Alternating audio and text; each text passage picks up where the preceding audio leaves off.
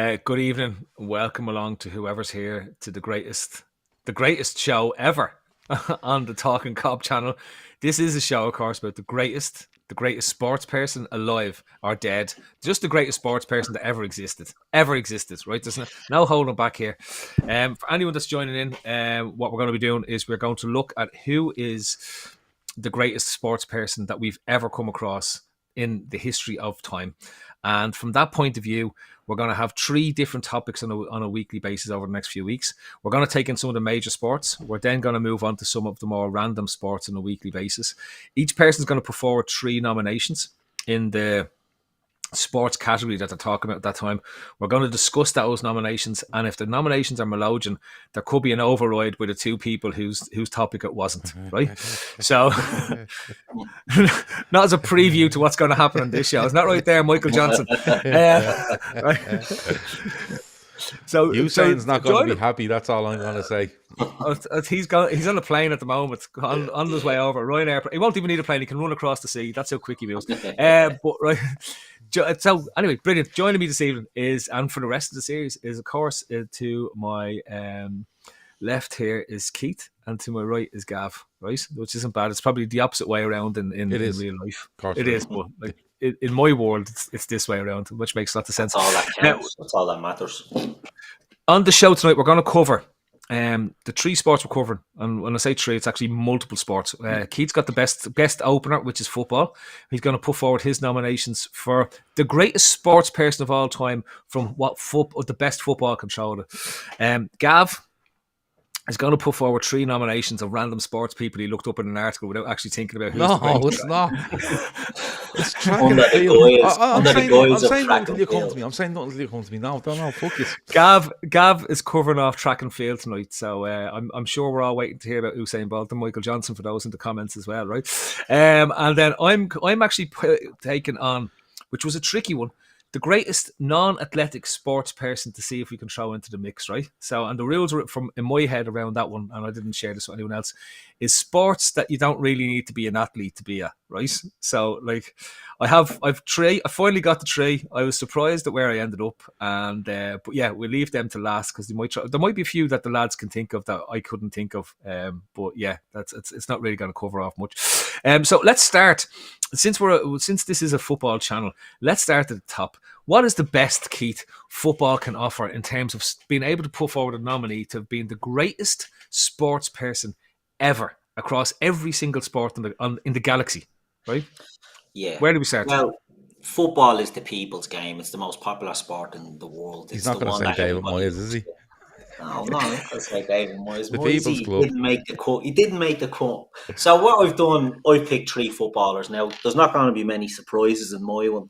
I've picked the three greatest footballers of all time. And what would you just name the three of them, or do we do a rundown? No, go one and explain your case, and two and explain your case. Yeah. You've literally got 20 minutes, right? Right. So the Mount Rushmore of football, which to me then makes them the Mount Rushmore of the greatest of all time. We'll start off with Pele. We go in order, right? So Gav fucking hates Pele. And so does Philip, yeah. But this is the thing with Pele, right? Pele gets overlooked. Pele was amazing. Pele is like the Beatles in the sense that he changed everything. Right, so football changed with Pele, the same way the music changed with the Beatles, and people were like, oh, they changed everything. Pele changed everything. So Pele comes through at Santos, and there's a team with my three players here. He's 15 years old. He makes his debut against Corinthians in 1956. So he comes onto the scene. He's only a kid, right? 15. He tears her up in Brazil, but then he gets called up to the 1958 World Cup in Sweden. He's only 17 years old. He plays in that, scores 6 goals in 4 games, 2 goals in the final, and they win the World Cup. Now, he's only 17, and if people seen the goals, he scores one in the final where he flicks it over someone's head and volleys it in. You know, outrageous stuff that, you know, hadn't been seen before. And I think this is where Pele comes into it. Pele done stuff that nobody had seen. Right, so football, and I know football wasn't as broadcast then as it is now. So we're going back to the 1950s, into the 60s, into the 70s. Pele played his whole career in South America and then for a while in North America, because we never came to Europe. But Pele was a genius as a child, and he goes off. Funnily enough, he wore the number 10 jersey in the 1958 World Cup, but that was an accident. I was reading about it earlier, so he didn't get the number 10 because he was the best player, and they had this fucking great hope for him. Brazil forgot to allocate squad numbers, and FIFA done it, and he ended up with 10, which became iconic, which became, number 10. I have a number 10 jersey on me at the moment for another one of me contenders. But Pele got it by accident. But he plays, he tears it up. Wins the World Cup. 1958, 1960, 1962, then he plays the World Cup again. But in that period, everybody is trying to sign him to Europe. So Real Madrid in the 1950s they won the first 5 European Cups. They had Di Stefano, they had Puskas, they had Gento, they had all these players, Raymond Coppa, all the best of the best. They had the cream of the crop. They were absolutely scabby to bring Pele over to Europe, but they couldn't get him. They ended up getting Didi instead, another Brazilian midfielder. But everyone wanted him. Juventus wanted him. Real wanted him. Manchester United thought they had him as well, which was fucking thank God they didn't get him. But Inter Milan actually did get a contract signed for Pele. And Angelo Moratti, one of the Morattis that run Inter for fucking 120 years, thought he had it done, but he couldn't go. He had to rip up the contract because the Brazilians went on fucking riot squads, tore up the place. Santos fans ran amok. So they had to keep him in Brazil. People say, "Oh, Pele only ever played for Santos. He wasn't allowed to really leave Brazil.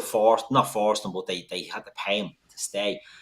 But the thing that comes down with Pele is he counts. Where does he count his goals, Gav? Training on the street, fucking FIFA, everything. He's making a cup of tea and he throws the tea bag into the cup from a distance. Yeah, it counts that. I scored a hat trick. Tonight in the kitchen. Yeah, there you go. 180. Everyone does it. The reality is that Pele, to keep Pele in Brazil, Santos had to play exhibition matches and tours and all this sort of shit. And the New York Cosmos had to do the same as well when he went there. So they had to play all these fucking touring things. So his numbers are inflated, right? So I have it wrote down here. So his official, his unofficial FIFA numbers, right, are 1,363 games, right? Yeah, games. 4,000. 1,281 goals, right? So that includes the tours, that includes the exhibitions, that includes training. He played for the army for a while as well because he got conscripted into that. It includes his goals in the army. But his official Santos Cosmos goals is 643 goals in 659 games. Now, the man was a genius, right? Well, where did the other 700 games come from then? He wasn't allowed to play for anyone else. They back in the 50s, teams used to go on tour. So an English team would go to South America. So you know what I mean? He played 600 league games, but 700 tour games. Yeah, exactly. Yeah, so it was a bit reckless back then, you know. But they had to keep him there. They had to do this, right? So they had to play. So Pele does that. He goes off, leaves, goes to the Cosmos. But his main period, right, 17 in 1958, wins the World Cup. Goes back in 62, wins the World Cup, gets the shit kicked out of him and that, wins it again.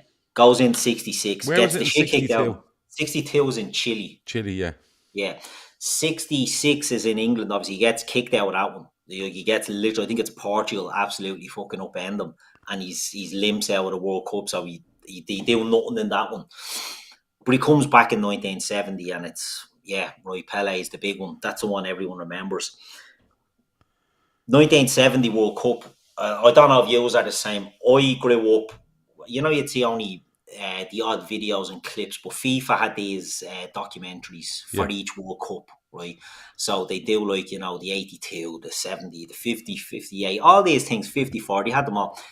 I just used to watch on repeat the 1970 World Cup. I fucking loved it. Brazil were the dog's bollocks to me back then growing up. And the thing about that is, Pele said himself, he goes, I scored over 1,000 goals, because he counts all the shitty ones as well. I scored over 1,000 goals, but all anyone asks about is me header against Gordon Banks. Pele wins that World Cup, right? Lifts that Brazilian team. They're a great team, but he's the main man in it. And he's remembered mainly for 3 things in that World Cup. So the Gordon Banks save was one of them. Header, great save. And he misses, so it's no goal. The other one, he shoots from the halfway line, goes a gee hair wide of the post, misses. right? And the third one is against Uruguay. The ball comes across, he does a step over, dummies the keeper, goes around, goes wide and tries to score. Misses, right? But this was stuff that was never seen before. And Pele he was inventing the game as he was going. So you're taking a game that was, a gentleman's game, get the ball, kick it, blah, blah, a few little, you might see tricks and skills, but you never saw what Pele was doing. Pele was doing everything that's seen now 60 years ago. It was absolutely unbelievable. But he goes off, he wins 3 World Cups. He only won 2 Copa Libertadores, 62 and 63 for Santos, which is quite low, but it shows it was a tough out team.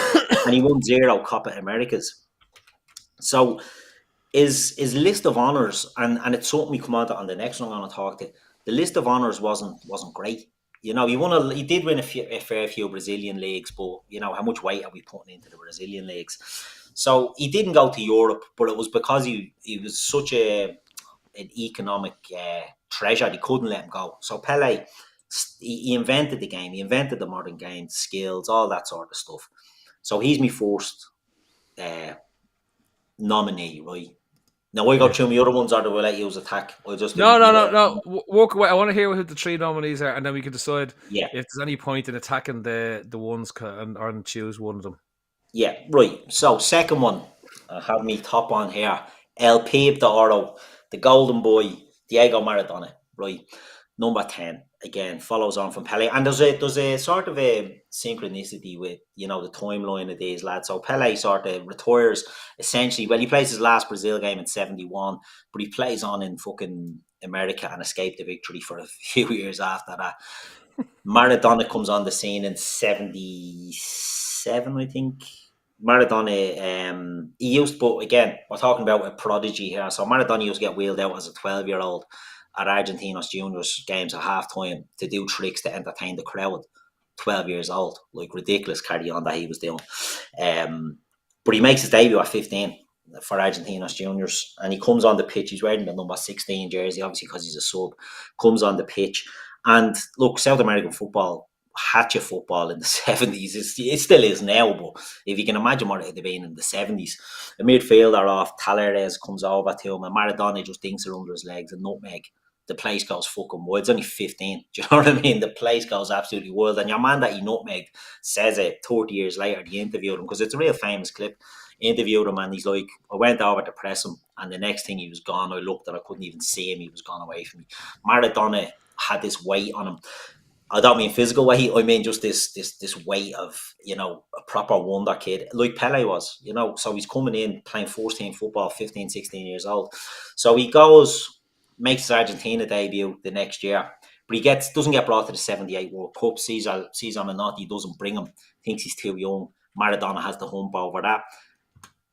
Goes to the 79 Youth World Cup, wins that, brilliant, best player in it, and everybody's talking about Maradona then at this stage. So he's playing for Argentinos Juniors. He goes then, he does 3 years or something there, but it could be 5 years. The big teams want him. River Plate wanted him, but they had Passarella and someone else on the books. They couldn't afford him. So he ends up going to Boca Juniors. Last, I think, 1 or 2 years at Boca Juniors, and then he's the first player to break the world transfer record twice. So he goes from Boca Juniors to Barcelona, £5 million. Those 2 years in Barca doesn't really do much. You know what I mean? He only wins, I think, a Copa del Rey and a Spanish League Cup, but he gets the absolute shy kicked out of him in Spain. Like, it's ridiculous, the treatment that Maradona gets. And look, you'll know. There's the famous fights that he's having in the rematch with Bilbao, because Goycochea fucking breaks his ankle, upends him with the tackle in the match, and he misses nearly, half a year or something with that. So he just never settled. But he has a playboy image as well at this stage, and the press are sort of, they're going mad. It was actually Cesar Menotti was the manager, the Argentina fella who didn't bring him to the 78 World Cup in Argentina. Brings him over, and he's building around. He's a great partnership with Bernd Schuster when he's in Barcelona, but for whatever reason, they don't win a league. They don't really do that much. He signs 2 years later. He breaks the world transfer record again, and this is where he goes to 1984 to Napoli. Now, look, yous are a lot older than me. The both of yous. What's that? No, cheek. He goes to Napoli, in all seriousness. He goes to Napoli in 1984. And if anybody watched the Maradona movie, the documentary that was out there a few years ago, and you see the reception when he's unveiled in the stadium, and the fact that they're saying, like, how the fuck have they pulled this off? We know how they pulled it off. It was a mafia-laden clique, or a Gomorrah clique that was going on there. But they get him to Naples. And again, if you look at Maradona through sheer honours, right, trophies, he didn't win that much. So he goes to Napoli, and his honours there at Napoli are, I have it wrote down here, he won two Serie A's, he won an Italian Coppa Italia, and the UEFA Cup. But that was, the weight of them wins were absolutely phenomenal, because Napoli had never won the Serie A. They only won it last season, the only other time in their history that they won it. They won, I think, 2 Coppa Italias before they arrived. They've won about 5 since then, but they only won 2 before. So they weren't a team that were accustomed to winning. And he comes into a team, and there was other good players there. Correca is there, and then they bring in Alamel, like good household names that we remember from the 1990 World Cup. You know, that late 80s, early 90s names that you'd know. They weren't a bad team, like, but the amount of work he had to do in his career outweighs any numbers or honours. So I skipped over the Argentina career again. So he goes to the 82 World Cup. He gets called up into that, gets upended in every game, really. And there was a bit of a bad juju about Argentina at that stage, because the Falklands had gone on. The Falklands War was happening, and there was a bit of bad vibes about them. Maradona gets absolutely lumped around the place. They play Italy, and Claudio Gentile kicks the absolute Jesus out of him. And then in the last game, they're beaten by Brazil, and Maradona gets sent off, and he's in shame. You know, there's a shame about it. So that's after 82. He goes then, he moves to Barca that summer, and then he moves on to Napoli fairly quickly. So in 84, he goes to Napoli, and this is where it all, jumps up. So he wins the Serie A. I have it wrote down here.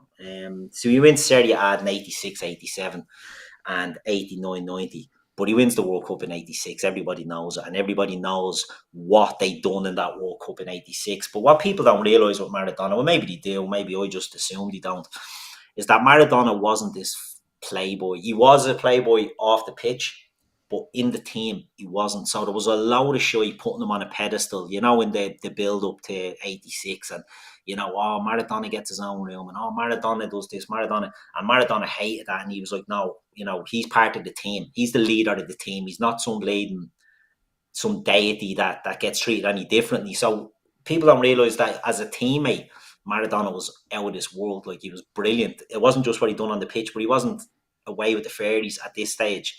He was part of the team, and he loved being part of the team. They go into the 86 World Cup, and he fucking smashes it. He lifted Argentina up. Not a great Argentina squad, like the names are there, in the final, he doesn't score. Burruchaga scores, Valdano scores, Jose Luis Brown, Ireland's own, scores. There's a decent team. But back then, and, Phil and Gav, you might remember Gav as well,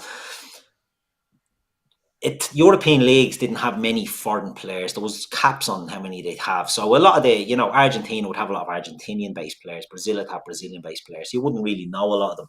But Maradona, he picked them up and he threw them on his back, and he wins the World Cup. And it's the greatest, I'd say it's the greatest World Cup, individual World Cup sort of performance by anybody, even the player I'm going to talk about in a minute. But he lifts them up, he puts them on his back, he wins the World Cup. The hand of God, greatest thing ever. The goal in the other goal in the game, greatest thing ever.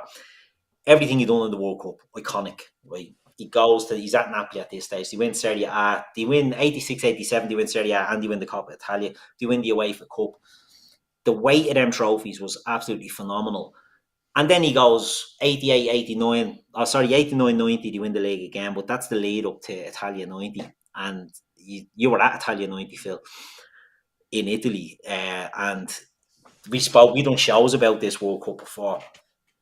As it goes on, Maradona is disgusted with the way the Italians are treating him, the fans and all, and that's the beginning of the end for him, really. There's the famous clip in the semi-final, isn't it, against Italy, and it's in Naples.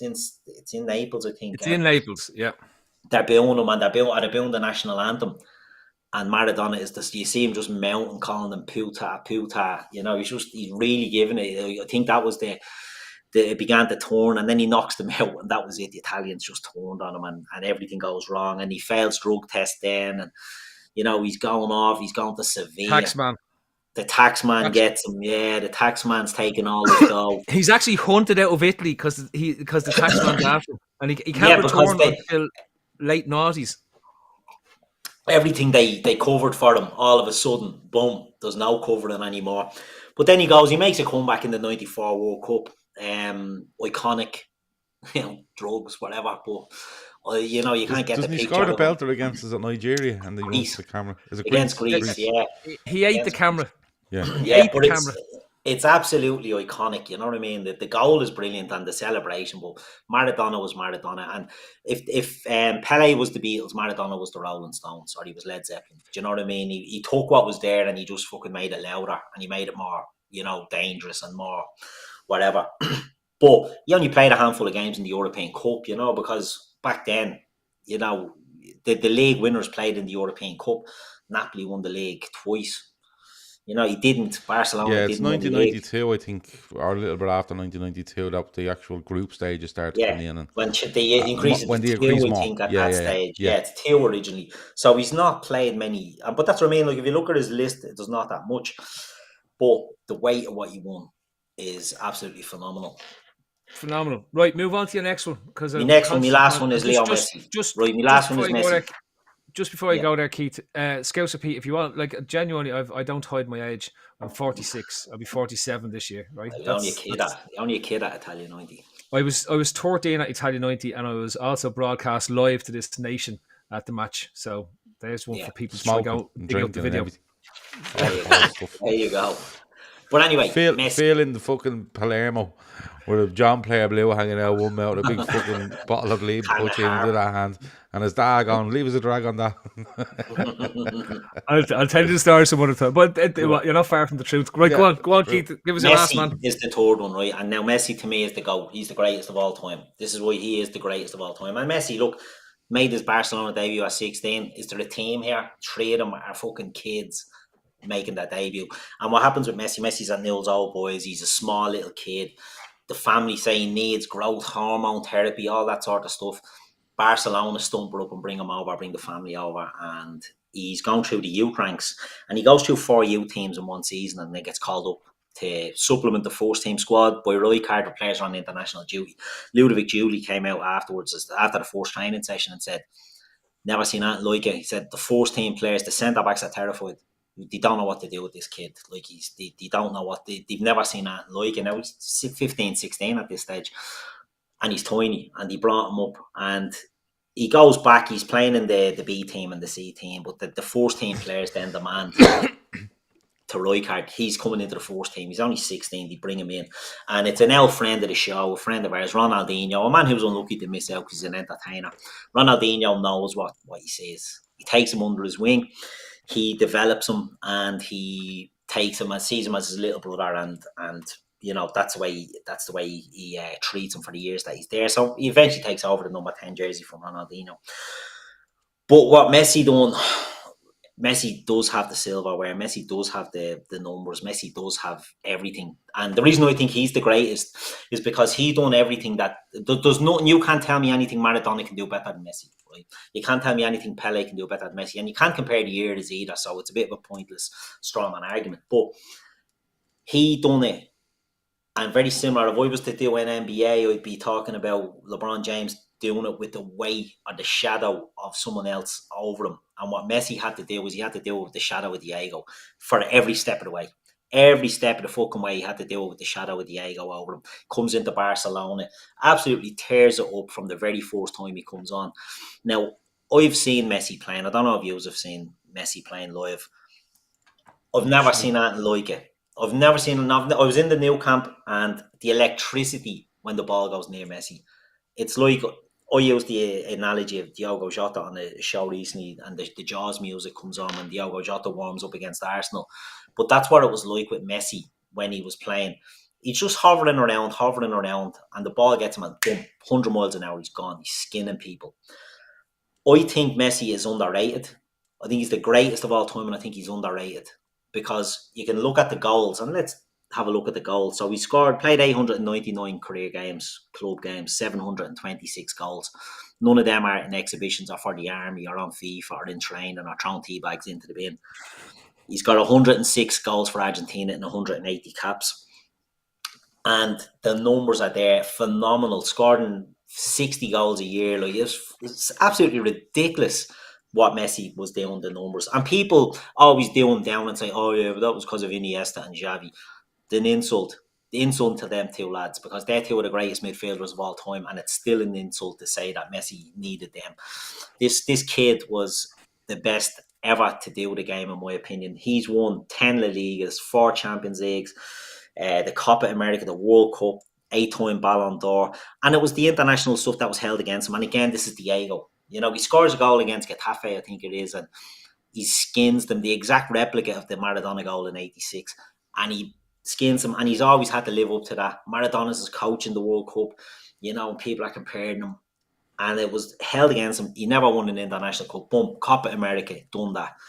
Boom, World Cup, done that. That put the argument to bed for me on who the greatest soccer player is of all time. I say soccer because of our American friends who may be in here listening up about Messi because he's now at Miami, and Pele was, of course, at New York Cosmos. But Messi is the greatest of all time because he's adapted his game. And the reason I think, go back to saying why he's the most underrated player, scores the goals, wins the individual things. I think he's the best dribbler of all time. I think he's the best passer of all time. And people are like, oh, he doesn't do the 60-yard rake and balls that other great passers have done. But if you watch Messi's passing where he's splitting defences open, the weight of his pass, never seen that. Nothing comes close. There's nothing even comes close to Messi. Go onto YouTube and have a look. Google Messi's fucking highlights of his assists, and there's nothing comes close to him. For me, Messi is the greatest football player of all time, and it's an honourable list for the other two. You couldn't put anyone else in it, but that's my 3, and Messi is the top.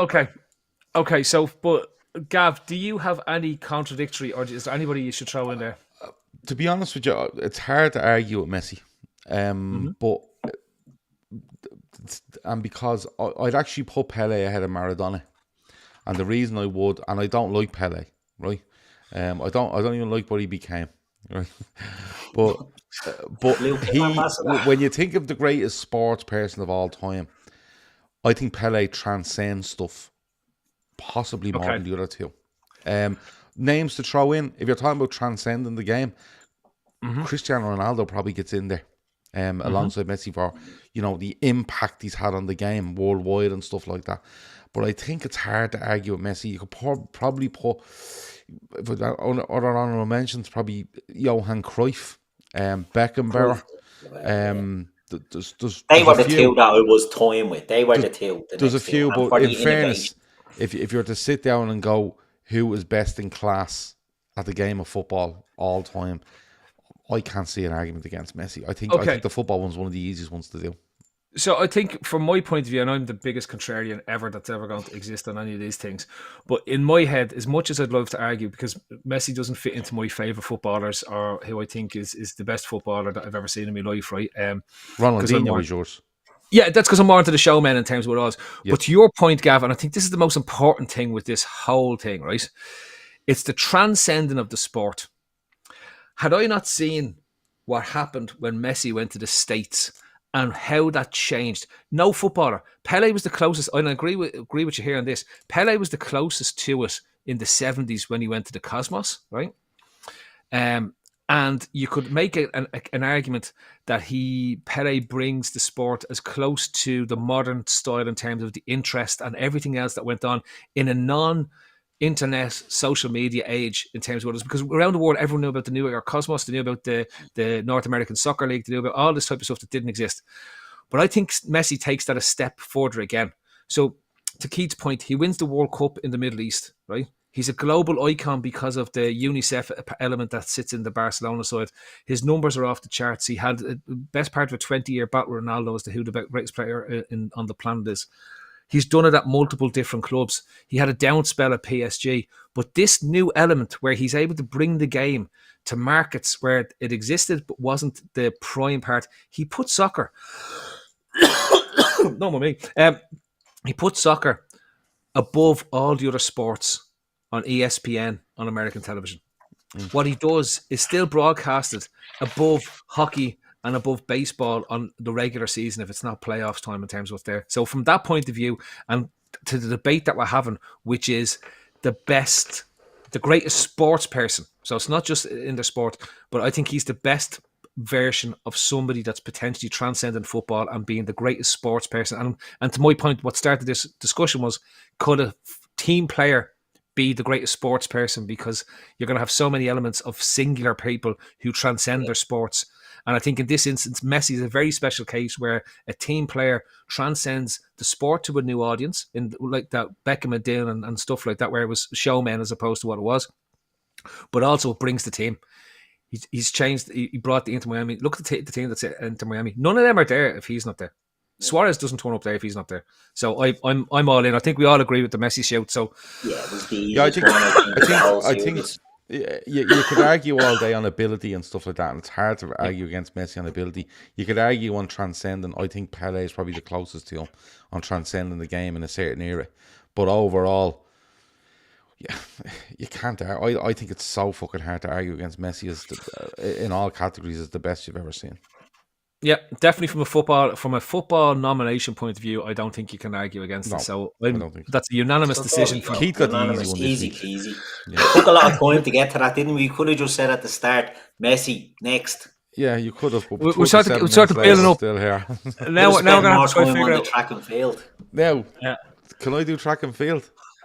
So track and field is next up. Right. So I've been throwing a curveball with track and field because when you said track and field, I thought to myself, well, I'll just throw Usain Bolt in there because like he was deadly, wasn't he?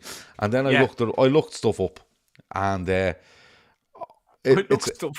did. I looked it up. I researched. I sat down today and looked up the stuff because, like, in my mind, track and field was Michael Johnson, Usain Bolt, Linford Christie. Huge flute on him in '92. Do you remember? Like you had Fatima Whitbread, you'd Roger Black, Colin Jackson jumped around a bit. Where are we going here? Right? No, this is what I'm saying. This is all I remember from track and field. This is what I'm saying. Did you just look up Great British athletes? No, that's what I'm saying. You only watch. I used to watch Olympics. You'd watch the Olympics on the BBC, and there'd be just Chris Hoy stuff. Yeah, him. All them people. Anyway, I looked it up. Listen, I've done a bit of research, and I came to 3 people. Now, I'm fully aware that when I read out these 3 people, you're going to go, no, yeah, man, it's fucking better. And none of these 3 are going to make on the list. However, I'm going to educate a few people as we go along because they're well intrigued if you don't know them. Right. You ready? If you don't know them, they're not even going to be famous. No. Listen. Just give me a chance. Listen, you just give me fucking track and field. If you like going, give us the top 10 fucking long balls people. I think I've been throwing a curveball. Anyway, sorry, I have all my notes on my phone. Anyway, number 1 is a man called Paavo Nurmi. Okay? Paavo Nurmi was known as the Flying Finn. Yeah. Okay? Yeah. Right? Now, most people won't know Paavo Nurmi, but let me fill you in on this fucker, right? 22 world records he set across his career, ranging from a 1,500 metres race right up to marathon winning. So all the shite that no one watches. It's on the track and field. It's all track and field, right?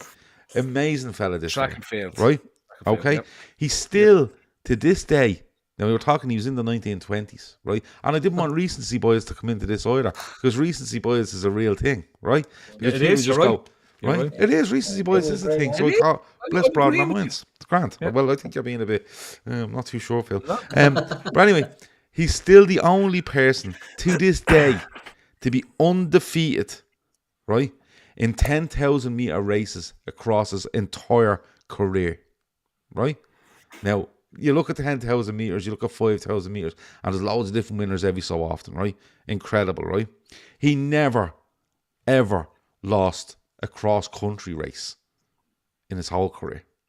Okay? He was probably racing against fellas. No, hold on. I knew I was going to get this argument. And I let you speak, Keith. Yeah, I knew I was going to get this argument. Came up with the good stuff. This is outrageous. No, but hold on. I knew I was going to get this argument. He was probably raising against a fella at the butcher, fucking, Pat Butcher or something, right? But you have to remember. He was, though, back then. But it doesn't matter. Because most of them, like most of the people compared to Usain Bolt that are running, might as well be working in Tesco because they haven't a Jesus hope against them, right? Okay? And that's the truth, right? Because he's finishing over 100 metres, he's probably finishing a second ahead of you. And that's light years ahead of you in a 100 metres race, right? Anyway, never lost a cross-country race, right? He won 121 races straight in the distances from 800 metres upwards. So that from 800 metres to 1,500 metres to 5,000 to 10,000 to marathons. 121 races straight. Okay? And the real world record across all the federations that he ran under is thought to be 58 world records that he set. And that's double, someone that may have come into it, double of Haile Gabriel Selassie, the marathon runner. Okay? I just blew me mind, this fella did. It absolutely blew me mind, right? So I had to look him up.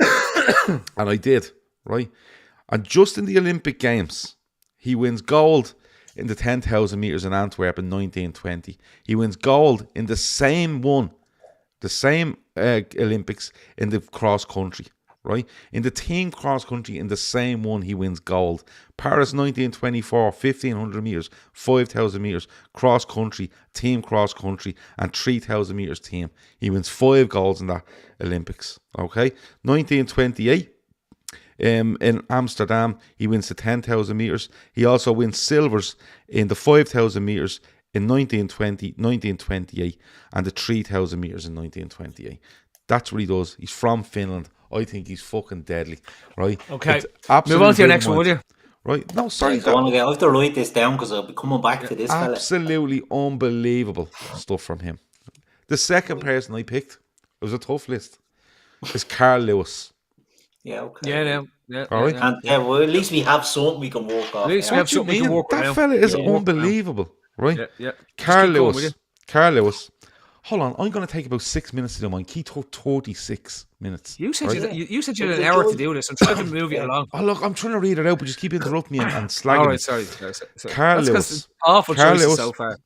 100 metres, 200 metres long jump, okay? He was considered the world athlete of the century by World Athletics, right? That was the honour bestowed upon him by World Athletics. The IAAF at the time, it's now called World Athletics. From 1979 to 1996, he has 18 worlds/Olympic medals, all right? He's one of only 3 people to defend Olympic titles in 4 different Olympic Games, okay? And he was 10 years undefeated in the long jump until Mike Powell in the 1991 World Championships beat him. 10 fucking years undefeated in the long jump. Like, just nobody jumping any further than him, right? Just on Carl Lewis, okay? Carl Lewis, for the whole medals thing, okay? He wins 84 Los Angeles. He wins 100 metres, 200 metres, and 4x100 metres relay, plus the long jump. 88 in Seoul, he wins gold in the 100 metres, gold in the long jump. 1992, Barcelona, the 4x100 metres and the long jump. 1996, he wins the long jump, and he gets a silver in the 88 Seoul 200 metres. World Championships, gold medals everywhere, 100 metres, 4x100 metres, long jumps, 200 metres. He gets a bronze in Stuttgart in them World Championships.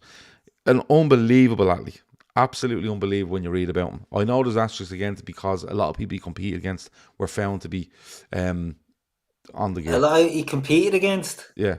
Right? Carl Lewis was on the gear. No, Carl Lewis was grand. It wasn't a bother on him, right? Now, the third person I've gone for is female. Okay? I've gone for a female, right? Because Keith didn't. This better not be Mary Peters. It's not Mary Peters. It's Jackie Joyner Kersey. Okay.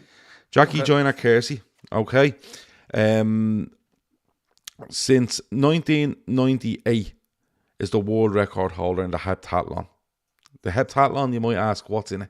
100 metre hurdles, high jump, shot put, the 200 meters, the long jump, the javelin, and the 800 meters.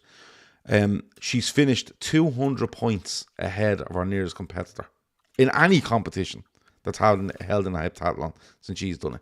Any of them, right? Across all the fucking years, right? She had a winning streak that stretched in the World Championships and Olympics from 1987 to 1996. 9 years, winning streak, through all them things, no messing, right? She holds 2 of the 3 greatest long jumps of all time, right? The top 3, she holds 2 of them. And the top 6 heptathlon records of all time, she holds them all. The top 6 scores of all time, she holds them all. Okay? And just for Jackie, just to give Jackie a shout out, right? Jackie Joyner, she has won 9 Olympic gold medals. No, sorry. She has won, she's won the heptathlon and the long jump in Seoul. She won the heptathlon in Barcelona. She was silver in the heptathlon in Los Angeles in 84. Silver in the 92 Barcelona long jump, bronze in the 96 long jump in Atlanta, and she has golds in the World Championships in 87, 91 and 93 for long jump, heptathlon and long jump and heptathlon. An unbelievable athlete again. And I just thought track and field was so hard to look at. Now I know people are going to say Usain Bolt, Michael Johnson and others. But when I look at those 3 and we talk about dominance, and people will say transcendent stuff and Usain Bolt's the first name, but Jesus Christ, when you're holding records for 10 years, you have to be transcendent something over 10 years. You have to be the poster person of athletics over that period to hold that sort of record. So that's where I went with those 3. I know I'm going to get shot down, but I just thought, you know what, I'm going to read these out because they were bleeding lethal, all 3 of them. Okay. I don't know where to start. The Pavo Normie one, great bunch of results that were dialed in from 1928. It's impressive, right? And it was it's amazing. They didn't even have clocks in the 1920s. There was someone standing there counting his world record. It's in his head. He's out. He's out. They didn't even call it a run back then. It was just a dash, right? Because you had to used stop to run in a suit. The reason why he won all those cross-country races, smoking. If he was smoking, he's number 1 for me. This is why he won all those races. He was the only one that didn't smoke back then, right? So the rest of them had to stop for a smoke break, and that's why nobody caught him, because he was the only one that didn't smoke. So who knows? Nobody even knows if he took shortcuts. He could have jumped on a train. Deadly. He could have been like that. He could have been like that police fella that was in the marathon. All I'm saying is, if there was a person nowadays with that sort of record from 2000 to 2022, you'd be going, that is the greatest. And what happens there is that's recency bias. If you go back, and I know you didn't have clocks now. Yeah, but listen, this time around now, they have all the best the diets, all the technology to make them quicker, to make them more stamina, whatever it might be. I'm just saying, for the sake of recency bias and pushing that out. I hear you on the recency bias, but I think transcending the sport to become a global name in everyone's household is one of the key things for me when we talk about the greatest sports person of all time. That's fair. And on that basis, in the track and field, I think, right, 2 things. When you mentioned Usain Bolt, it's very easy because the modern era spreads around. I think the Carl Lewis is a good show. Carl Lewis was involved in about 5 or 6 notable battles with other runners across the course of the best part of 15, 16 years, including long jumps and stuff, right? And I think he has to be included in this discussion because he wins it in multi-events as well. It's not just the 100 meters, it's the 100 meters, the 200 meters, the long jump, it's also the high jump, right? So the guy is an athlete, and everyone in the world knew who Carl Lewis was. If you think to the 1988 Olympics, an awful lot of people weren't alive that are listening to this. But I remember being a kid back then, and the first time I even knew about the Olympics and stuff was really around 1988. Yeah. And the first thing that comes to mind is Ben Johnson against Carl Lewis in the 100-meter sprint, right? So straight away, his name is there. And from then on, I just remember Carl Lewis, essentially for a long time until Usain Bolt arrives. And if you had asked me at 20 who was the most recognisable athletics person I've ever thought of, Carl Lewis would have been that person. The one person I'm annoyed you didn't have in there, Gav. 2 people, Michael Johnson, and the one that I think if we're talking about transcending the sport and bringing athletics into people's houses, for me, is Jesse Owens, mainly because of what he stood for. He wasn't just a brilliant athlete, but what he did in the Olympics in 1938 in front of Hitler is iconic. And if we talk about sports people being defiant and making a stand, it's that single image.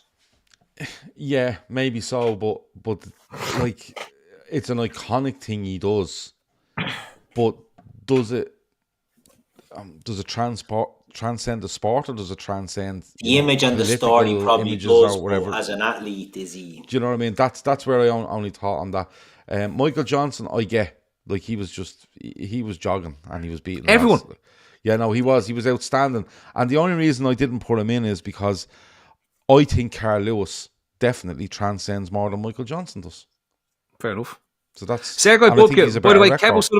Kev O'Sullivan shout Sergei Bubka is a great one as well, because of Yeah. all the bizarre sports and track and field, discus, hammer, Yeah, shot the- put, right? what's it called? The fucking pole vault. Pole vault, yeah. Like, of all the sports, this fella is everyone knows who Sergei Bubka is. No matter where you are in the world, everyone knows who Sergei Bubka is. Now, much of that is Nike advertisement in the late 80s, early 90s into the noughties when it He had a started pair of becoming- Air Max designed for him and all, and that when I was a kid around 92 was like, Sergei Bubka, Air Max, yeah, I love them. Quality. Yeah, so Anyway, I don't mind. You can shoot it all down and pick one. I don't. No. I'm not bothered. I like that you done a bit of homework on it. And I came did. up I with fucking. these are in the 20s. I haven't even had me dinner And that yet. you threw a woman in just to annoy Joey Barton. I think the case for Jackie Joyner Kersey is a good case because, as Phil touched on there with Carl Lewis, and I agree about Carl Lewis, multi-sports, right? So Usain Bolt, Michael Johnson, they've done it over different distances, but similar sport, 100, Yeah, because 200, but the thing 200, about her one 400. is that she's doing 7 sports. I think there. In You take a heptathlete or you take a decathlete, but she's like a Davy smashing it. Thompson or Like, something she's like that. like, it's not like, right, if you go back to Great Britain fucking things, your woman in the 2012 Olympics, good looking girl, I can't remember her name, for Great Britain, she Jessica wins it. Ennis. Yeah, I think it's a heptathlon she might win, right? And but you knew she's not very good at A, B, and C, but she's good at D, E, F, and G, right? And that'll get her over the line.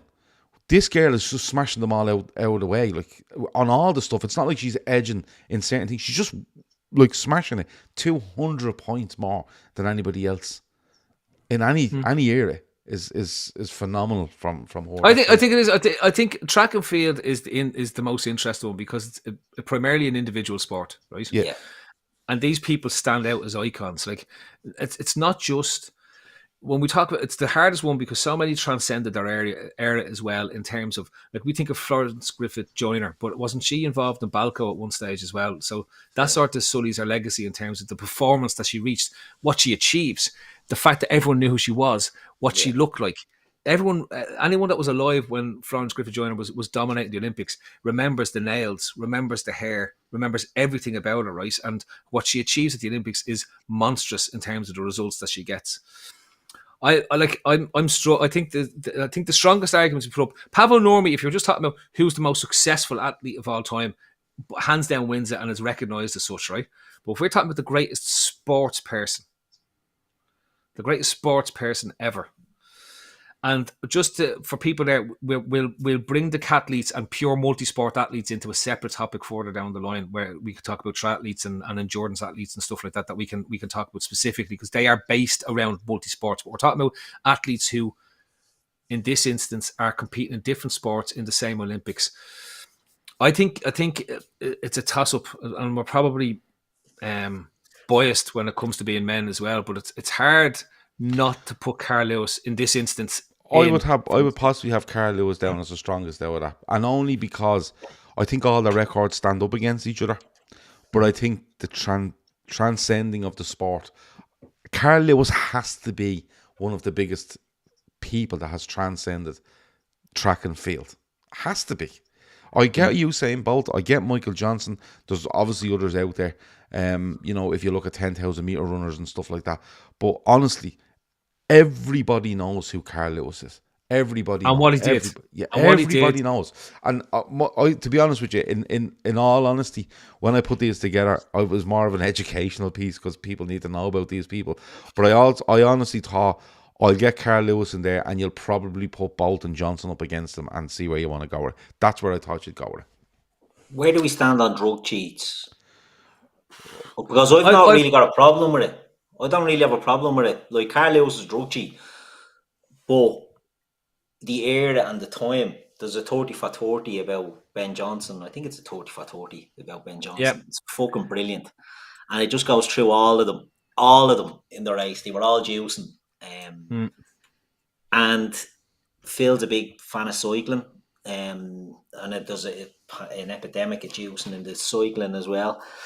I don't know, would you take the juicing into account? I personally think Carl Lewis is the most transcendent athlete. I think it's due to the era that he came out in, and Phil touched on something there about the, Sergei Bubka in the late 80s and the Nike stuff. I think Carl Lewis was a big in the earlier 80s.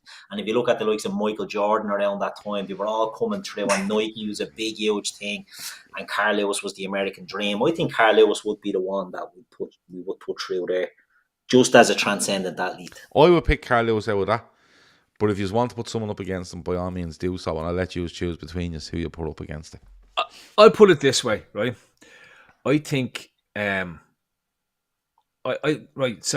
to Keith's point, I personally think, and I'll let you in the secret because I'll put it in at some point. I think the greatest athlete, the greatest sports person of all time is the greatest drug cheat of all time, by the way. I think Lance Armstrong by far is the greatest sports person of all time.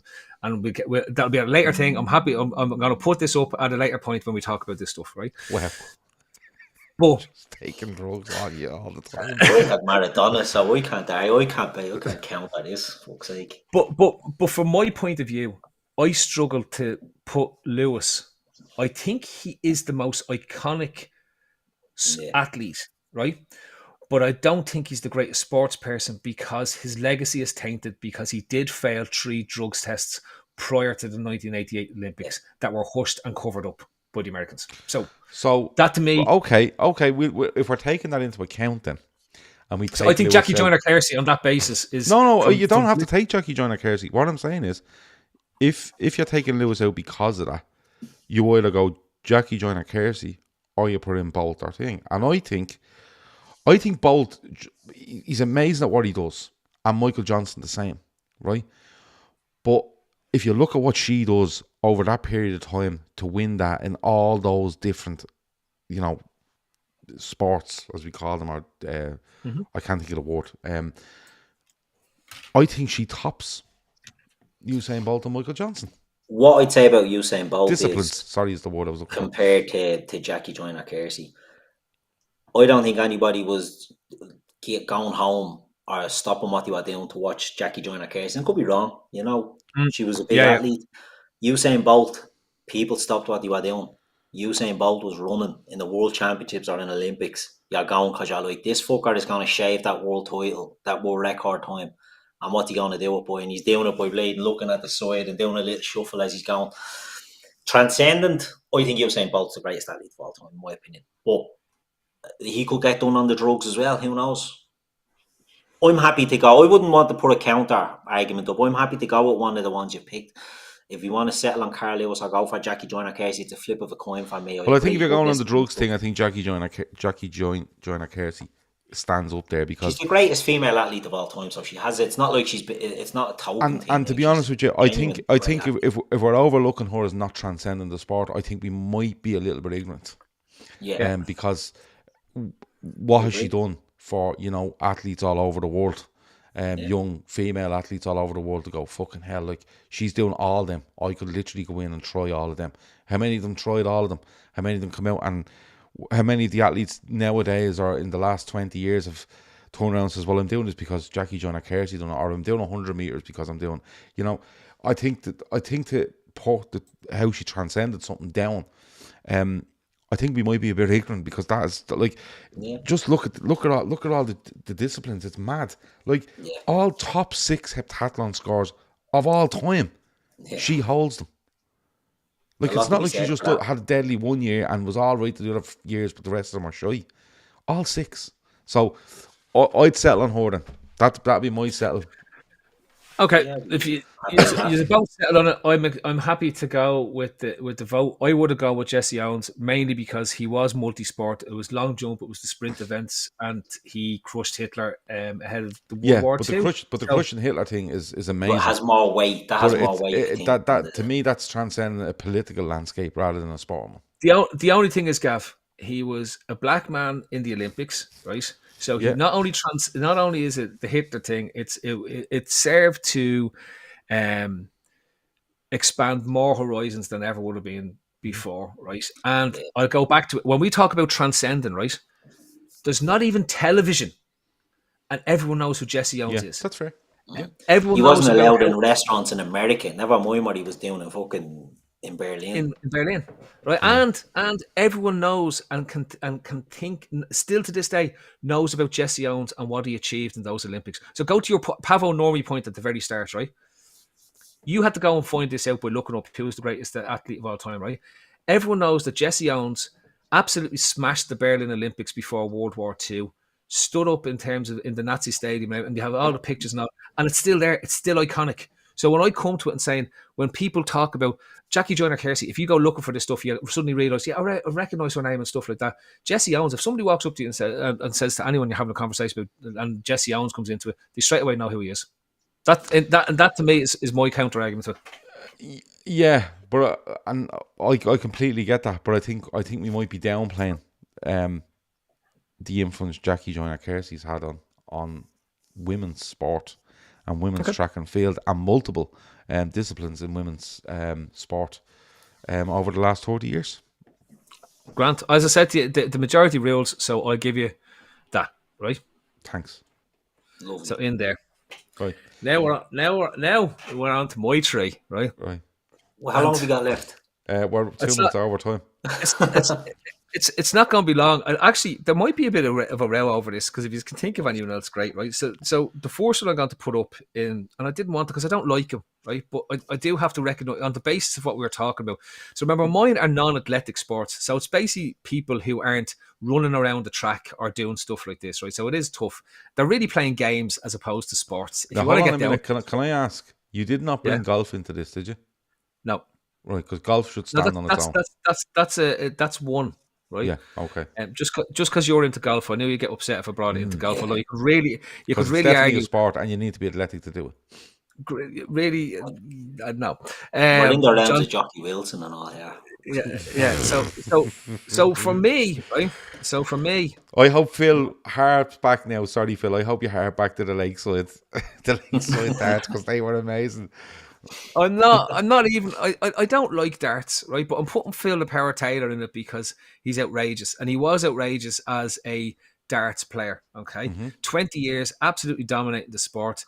There was nobody could hold a candle to him when it came to the pressure of events across the BDO and the PDC. He's the He reason was why it is now today. he basically turns the game into the spectator support Yes. into the spectator sport that it is today, right? Without Phil Taylor would be the same as without having Hulk Hogan in the WWF. Like genuinely about this, right? Yeah, That's no, 100%. big of a name it is. And I think to ignore him in this conversation would be doing the topic an injustice as to who's the greatest sports person of all time. Right? We haven't asked who's the greatest athlete, who's the most fittest Yeah. person. I think Yeah. that's great. Who's the greatest sports person? And on that base, the fact that darts is in the World Games means that we can include it as a sport, right? And that's that's the baseline. But it for is a sport. Yeah, right. So it is a sport. Of course it is. As you said, and that's fine. But yeah, I think when you hold it up and everything we're discussing here, going back to the Messi stuff, right? His ability and his talent actually transcends his personality, which is a pain in the arse, right? Like he's an obnoxious, horrible human being when it comes to talking and all that type of stuff. Who's But this, people, Messi or Phil Taylor? Taylor, right? Yeah. Just no, Emmett says it there, unbelievable dart player, absolute bell ender. yeah. I think that's But fair. But because when you think of all the darts players I knew growing up, Jockey Wilson, Eric Bristow, and all that, they were all had this. They're the best, right? But they were they wouldn't have been able to touch Phil Taylor at any stage. And as a sport in itself, it hasn't changed. In terms of pure sport, right? It's very little can change in it, right? So you can actually compare eras to eras to eras to eras because it's still a The foot, only the thing same that's football changed is the technology in the dart. in the dart. Yeah, that's it. That's it. And even at that, you're throwing a dart 8 feet in terms of what it is or whatever the fucking is into the dartboard. So I think from it's my 7. point of view, it's the most comparable era-based sport, and it means that you can take the recency bias out of it. The fella dominant, but then his domination is so long; it's 20 years. So he's gone through eras as well and played against the older generation, the middle generation, the newer generation that's come along, and won against all these fellas. So I think as a sports person for what he did and what he rent, it's you cannot have a discussion with around this without including Phil the Power Taylor in this. All right. For that pure basis in terms of what it is. Kev, you're going to be disappointed. Anyway, Who's Gary Kasparov? he was the Chess chess player. master. Fucking chess player. I know, so we may as well. Why don't we get the Monopoly players in as well? But Like, do you know what I mean? chess isn't a sport. It's a game. But it's not a sport though. But you're Well, competing against others. It's just a mental. That's a mental game. That's not a sport. Let's come back to what we're talking about, right? Yeah. So Phil the Power Taylor is my first one up there, right? But can I just say on Phil Taylor, just to throw a bit more on top of it, you're right. He is the reason that's become the massive spectator sport you see now, because what happens is his dominance leads to people being interested in it. He's with the BDO, I think, at the start, Lakeside, all that sort of stuff, and goes to the PDC. The PDC, I think, is newly formed in around... Sky formed it as a breakaway thing. 90, and he's the poster boy of it. Yeah. I think it might be in early 90s. And because of his success, people were going, who is this fella? I'm going to watch him. And then more fellas start coming over to the PDC, but he dominates. Is it 16 world titles or something along them lines over 20 odd years? He's it is a sport for me because there's physical activity in it, whether you like it or not. And he's by far and away the best darts player that's ever played the game. So that's the first one up. I didn't need to go into the individual merits. When we get down to actually discuss putting these people up, we can have a look at that stuff when it's there, right? In terms of this. Second one on my list is the person who triggered this whole thing in my head, right? And that's Ronnie O'Sullivan. More or less for the exact same reasons as Phil Taylor, right? Mm-hmm. Ronnie O'Sullivan is a freak, unique snooker player, right? He's untouchable. And again, similar to the darts one, it's the exact same sport as it was in 1960, in 1950, as it is nowadays. Nothing has changed, and probably even less has changed in the world of snooker as to that of darts. Right. The only big change that's happened is that people aren't interested in snooker anymore, and I don't mean that in a facetious sense. Oh, I think snooker goes to shy when O'Sullivan gives it up. That's being honest. Yeah, with you. I don't think there's anything. Saudi Arabia are bringing in a golden ball, so that might reinvigorate it. Yeah, right. Load of bollocks. And a table that's 15,000 miles long. Yeah. So that's right. But to my point, right? I think, to your point, Gav, I think Ronnie O'Sullivan has ended snooker. Right? He's not only he's made it such a point that nobody's ever going to be as good as him again. Now maybe there will be things, but if you look at and if you also look at society and the way things have changed, it's very unlikely that the days of the snooker hall are going to come back to what they were, say, in the 50s, 60s, the 30s, 40s, 50s, 60s, 70s. There's too many things that kids can do nowadays that they couldn't do back then. And that's why snooker thrived, because you couldn't sit at home playing esports. You couldn't sit at home doing what everything like that is, right? But for me, and yet Alex Higgins, they're all names that come from the 80s, right? But none of them can hold a candle to Ronnie O'Sullivan, because he takes snooker to its absolute peak, and he also kills it because nobody is interested in any other snooker player than Ronnie O'Sullivan, because he's that good. He destroys the careers of all the other snooker players that were there because he's that much better than the rest of them when he wants to. The other part of this is that he's a personality. It's not that he even wants to win anymore. He just keeps turning up to wreck people's heads, and he says it. He openly says it himself. But just for the record, just a few bits on him. 48 years of age. He's playing professional golf snooker for 30 years, since 1992. So that's 32 years now. Ranked number 1 in the world. Maximum breaks in tournaments, 15. Okay. He has 1,240 century breaks. Second in that list is, I think, Stephen Hendry, and just over 1,000. And who will possibly be the person you'd ask, do you think you're better than Ronnie O'Sullivan? Because if you're not, I don't think anyone else is. And Stephen Hendry is quoted as saying, I'm actually embarrassed to be put in the same league as Ronnie O'Sullivan. He's the best without a doubt. 41 ranking titles, including 7 world titles. He's hard to argue against. I know the Alex Higgins stuff. I get that. Jimmy White, Stephen Hendry. Higgins, Jimmy White. All them, but I think of the same character, isn't it? I think the thing with Ronnie O'Sullivan is Ronnie O'Sullivan go fits and starts where he's bothered with snooker and just goes and wins, or not bothered and just walks away and says, "Hey, I'm not in the humour," and nobody else is interested. I think you're right, but I think Ronnie O'Sullivan actually saves snooker as a sport and transcends it at the same time. I think, you know, that period in the 70s, 80s up to the mid 90s was a great era for snooker, but I think it was dying because of the amount of characters that were in it. I think he comes along around 95, I think, is when he... Yeah, but 95 is when you really start to see him. And he actually picks snooker up on his back, and he actually transcends it without a shadow of a doubt. But I actually think he saves the sport, because I think the sport will be, would actually be dead on its arse a long time ago if Ronnie O'Sullivan hasn't shown up, because A, there's no money in it, really, and B, the interest is going out of it, and C, there's no characters. And snooker, for all the talent he had, it was all about characters. Fellas smoking, fellas drinking, fellas doing trick shots. You know what I mean? In the height of it, Big Break was on the telly. You know, so yeah, O'Sullivan is an absolute genius, but I think he's carried the sport on his back for an awful long time. So there's the I remember, like, for people, I get Steve Davis is, like Kevin was saying, Steve Davis is more influential than Ronnie. Ronnie is the greatest player. I'm going back to, again, at this moment in time, over the past 30 years, Ronnie O'Sullivan has held snooker in a position where it's still regarded as a sport. If he wasn't around, it'd be gone. And Steve Davis can't say that, because before Steve Davis, there was Dennis Taylor, there was other players, Willie Thorne, the Canadian fella, the Count, or is that darts? And then there was whatever. But they were all the fellas we grew up around in terms of what it is. And again, as a sport, I don't think it continues on in the same fashion as it does today once Ronnie O'Sullivan does that. Because I don't think the interest is there. And there's no characters. Going back to your point, there's no characters, and there's nobody anywhere near as good. It becomes American billiards, where you turn it on and you go, what's going on here? Who's these people? And then you turn it off again.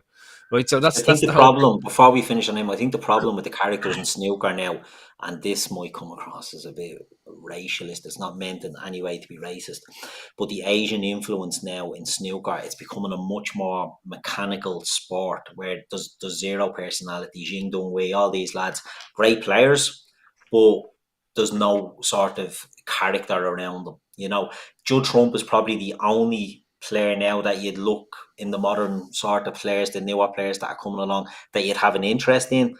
Other than that, it's just a mechanical sport now where the lads are so good at it that they're horsing the 147s out of it and all this. But I just think, the day of the character and transcending the sport, I think O'Sullivan is the main man. Very hard to see. It'd be very hard to see anyone transcend snooker in the next 20 years. We could be wrong, and then they get into this debate, because that's what changes the whole game again in terms of what it is. So my final one in the random show for non-athletic sports people, right? This one, I think, is for me is hands down the winner of this category, right? So here's my one: Tony Hawk. Oh, I think right. Skateboarding is something you do as a pain in the arse growing up, right? Literally. Tony Hawk makes skateboarding a sport. It gets into the Olympics because of, right? Everyone becomes aware of the X Games. The whole idea of extreme sports becomes more. Now, I was actually thinking about putting a BMXer in here as well. There's Ryan Mallett, who invented over 100 tricks, and it was amazing. I remember him in the 80s. But then once I did that, I was like, Tony Hawk. There's no bigger name. There's no name that's potentially able to go up against the biggest names we're going to be talking about here, including Messi. That talks about transcending the sport and changes the direction and brings people to it and becomes a global phenomenon. And it's so big, he has multiple sports games named after him. He's invented over 900 tricks on a skateboard, right? And has made it something that's on sports television and the whole lot. So for me, my one, and I think, like... Pete asks, is it an extreme sport, though? No, see, right, so... Hey, you can't be extreme on a skateboard. Fuck off. It's a skateboard. If you want to talk... And this is where the BMXing sort of came into it, and then the mountain biking and all. Like, they're extreme sports. They're lads who are jumping off the side of mountains and flying down and doing loop-de-loops and everything like this, right? I know that skateboarding is the genesis of this because that's where all these sort of X Games appear. But in reality, see, you don't need to be physically fit to skateboard. Anyone can skateboard, You need and to you be a don't bit believe. fit, Phil. No, once you know, it's actually a tech. It's all about If technique. I got on a skateboard, for fuck's sake. Well, Do you know what I mean? I'd go down the hill faster Down because the I'm hill. I'd win the carrying a race little down bit the more hill. luggage. You're more aerodynamic when you're There's carrying a actually bit going down a there's hill. actually a great Yeah. point here from Rory Fitzgerald. He says that on the snooker, he says the fall of linear TV and the explosion of other sports on TV really hurt snooker. In a different era with limited alternative sports TV options, it attracted people interested in sport. Yeah, that is a show, and possibly the explosion of your access to sports has killed snooker. But I still think if you had characters in snooker, it would hold a candle to others. You see it in darts. Darts is full of characters. You know what I mean? Full of characters. And fellas that aren't really that good, but they're always in those championships because they bring character. Tony Hawk is a mad show. I'm telling you, Tony Hawk is somebody we're going to be able to hold up against the people we're going to be talking about in other sports. To your point, Gav, when you're talking about golf and stuff, he can hold a candle to it. The problem I had once I taught Tony Hawk was the other two that I've just mentioned, as good as they are in their chosen sports, right? They don't do anything near what Hawk does with skateboarding across the world. And I'm talking about across the world to the point where he as Kev mentions there, he got funding for Right, X Games doesn't exist without Tony Hawk. I get that, but can I ask a question on Tony Hawk? Because I know of him. One of the best ever jokes I heard, or something said to somebody involved a play on words around Tony Hawk. Shout out to Alan Lawson. Keith knows what I'm talking about. Yeah. It was incredible. But does he have any Olympic medals in it? Like, did he win any world championships in it? What I'm saying is that transcending a sport, I think, amazing. And he was deadly at it, but was he officially deadly at it? Or was it just like, that lad over there is the best, but we've no records of it? No, he's officially deadly at it. He's like, Right. He was multiple world champion. He was multiple X Games champions. He's invented the X Games stuff that goes on. What I'll do is, when we come around to putting these up, I'm happy to have his full list of honours put up there against anyone that's on there, right? In terms of what we have. But like, he's more than just a skate. Ashley's not sure on the category. She says skateboarding should be in a category with the likes of surfing, BMX, snowboarding, etc. That's ridiculous, because snowboarding is going to be in Snow World, right? And then BMX is going to be in Extreme Games, and surfing is when we come to water sports. Water sports. Michelle de Bruyne. Michael Phelps. Yeah. Ian Thorpe. Right? Well, No, seriously. the candle to Michelle de Bruyne. 103 pro contests.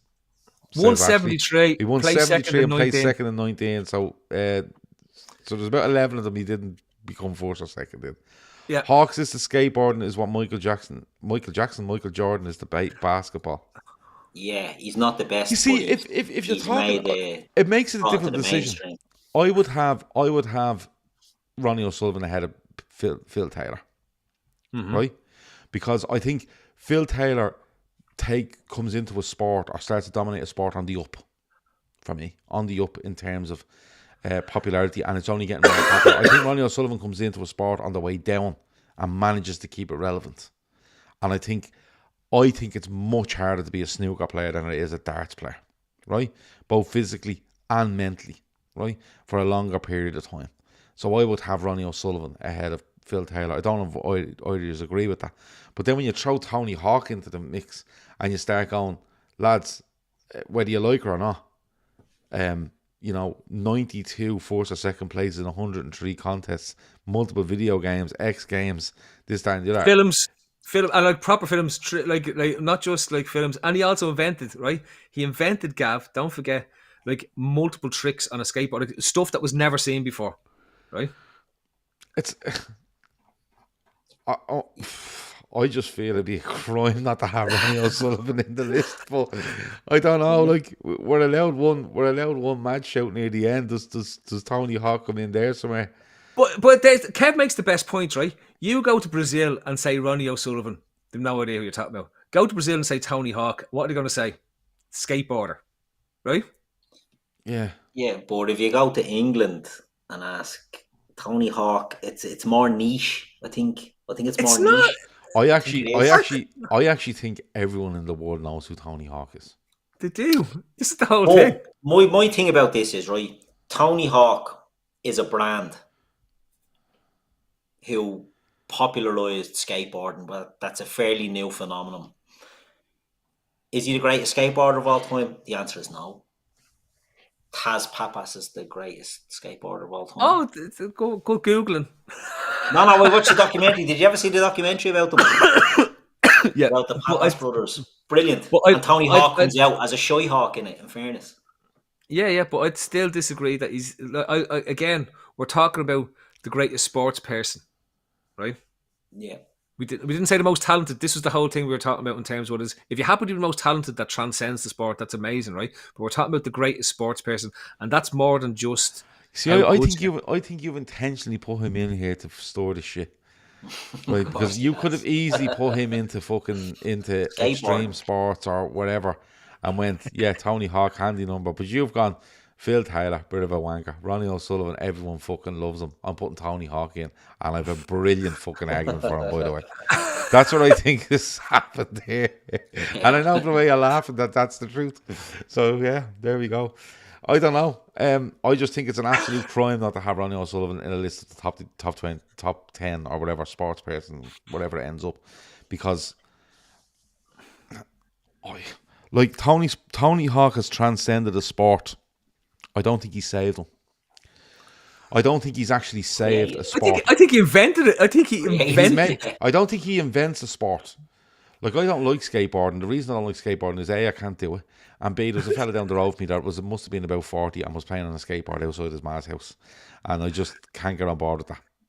Do you know what, Gav? He wouldn't have been outside his ma's house if he didn't watch Tony Hawk and play Tony Hawk on his PlayStation and his Super Nintendo. Right?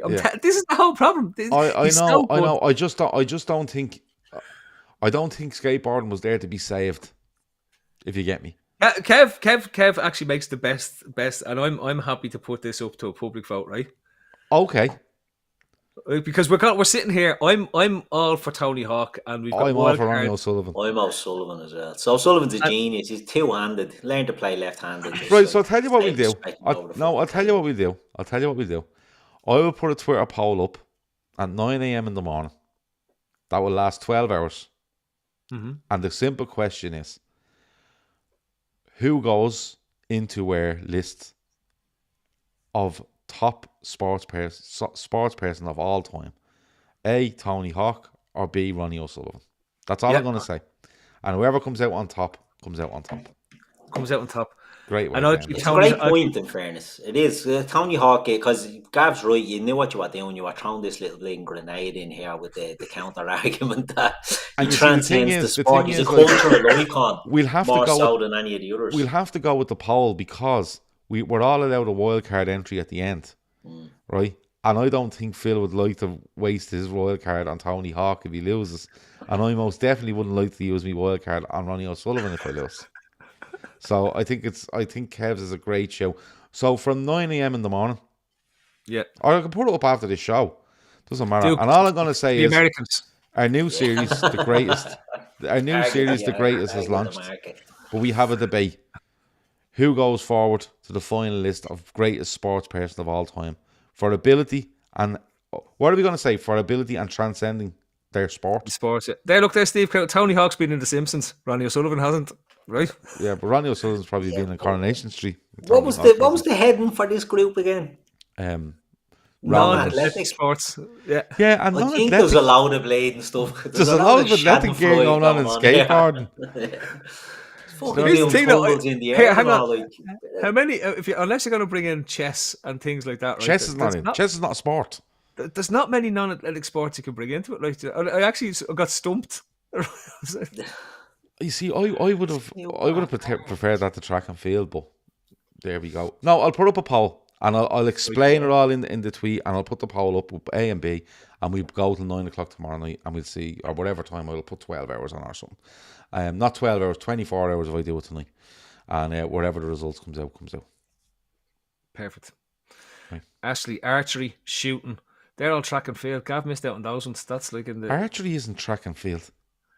You could have had Robin Hood. You could Archery have. isn't You field. could have had Robin William Hood. You Tell. can't have archery on the middle of the field where there's people running around the track. There'd be bleeding killings everywhere, drive-by joustings. You can't track be and doing You that. put a fella that used to run across country that ran in a suit and got timed by a fucking sundial. He also done 800 metres. If we can have him, we can have Robin Hood. He done everything from 800 metres up to marathon. And of course, the marathon starts and usually ends in the track. And so does the 800 metres. So he's grand. You can't be shooting stuff in the stadium. You can. You They can't. throw bleeding shot puts and javelins and all. Like, what's the difference? Throwing javelins. They're throwing Yeah, but they can spears in the they can stadium. only throw them so far. They can't throw them from one end of the pitch out onto the track. It's never been can. done. They That's can what in their hoop. They just don't do it. Anyway, Because finish it's the show. Yeah, dangerous. it's 25 past 11. This hour stuff never got working, but I really enjoyed that. I can't wait till we get onto the World Games category. Anyway, that's I'll put So the poll recap up. who I'll put the goes poll through. up after this. I'll put the poll up after this. so yeah. So let's recap who we're going. Leo Messi's going in as football's representative to be the greatest sports person of all time, Yeah. and we've put in Jackie Joyner Kearsley. Jackie Joyner Kersey in the Yeah. track and field as the And representative. the third one's gone to a poll because we can't agree. Yeah. Jordan's gone to the poll to see whether it's Tony Hawk or Ronnie O'Sullivan. Yeah. Sorry. Okay. Imagine if the poll was 50-50, Gav. What do we do then? Oh, we had that. I think you can Put actually Phil find Taylor in out. as well. Put Phil Taylor in the poll as well, and then split his votes. Yeah. Okay. Right. No bother. Yeah, I'm putting the. Oh yeah, put Phil Taylor in as well. I think it could be doing him down. Imagine Phil Taylor wins and he's about sick. He's He won't be about going to through be- No, we've ruled out Phil Taylor. It's a straight shooter between Ronnie O'Sullivan and that thing. I think Ronnie O'Sullivan against Tony Hawk is an interesting one, particularly for the demographic that's going to be reading our tweets. Yeah. So I'm going to say to people who gets in, and the kind of way you're looking at this is success in the sport transcending the sport.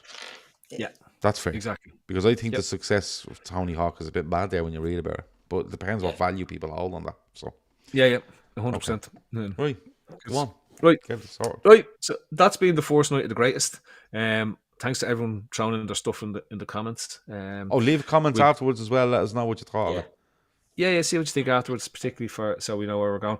Next week, we're going to have another 3 subjects. I was to do up a chart, but I haven't had a chance to work on stuff this week. But I will do it up. And actually, tell you what we'll do, right? Gav, what do you want to do next week? Golf. Golf. Keith? Would you like a I don't random know. boxing? Yeah, I'll do boxing. random. Yeah, I'll do boxing actually, yeah. Because I'll leave American sports because I know you'll be sniffing around them, Phil. So we'll do boxing. But then he gets the random again. Oh, yeah. No, I'm going to take, and it'll allow me to do random, right? So I'm going to go with extreme endurance sports. Now, when I say extreme, ultra running, fucking cycling.